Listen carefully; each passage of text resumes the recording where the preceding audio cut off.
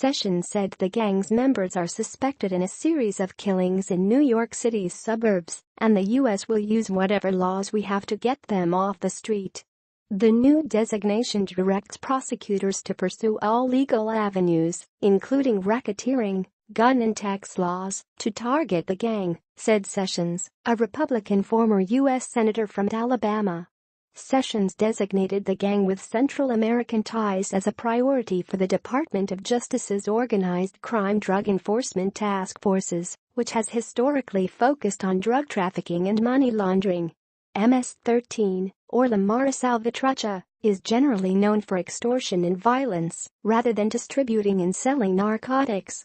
They leave misery, devastation, and death in their wake. They threaten entire governments. They must be and will be stopped, the Attorney General said, while in Philadelphia. The gang has become a prime target of President Trump's administration amid its broader crackdown on immigration. Members of the gang are suspected of committing several high-profile killings in New York, Maryland, and Virginia. The gang's violence drew the Republican president's attention after 2 teenage girls was beaten and hacked to death in a suspected gang attack on Long Island. The girls were among 22 people believed to have been killed by the gang on Long Island since the start of 2016. Most of the people arrested in those killings were in the U.S. illegally, law enforcement officials have said. After Trump took office, he directed federal law enforcement officials to focus resources on combating transnational gangs, including MS-13.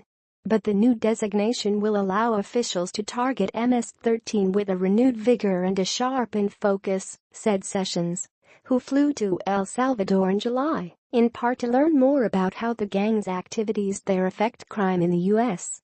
MS-13 originated in Los Angeles in the 1980s, then entrenched itself in Central America when its leaders were deported. Making a street gang like MS-13 a priority marks a shift for the Drug Enforcement Task Force, said James Trusty, who headed the Department of Justice's Organized Crime and Gang section, before he left in January. Some MS-13 cases have drug connections, but you'd be hard-pressed to come up with evidence that MS-13 is part of a cartel, he said.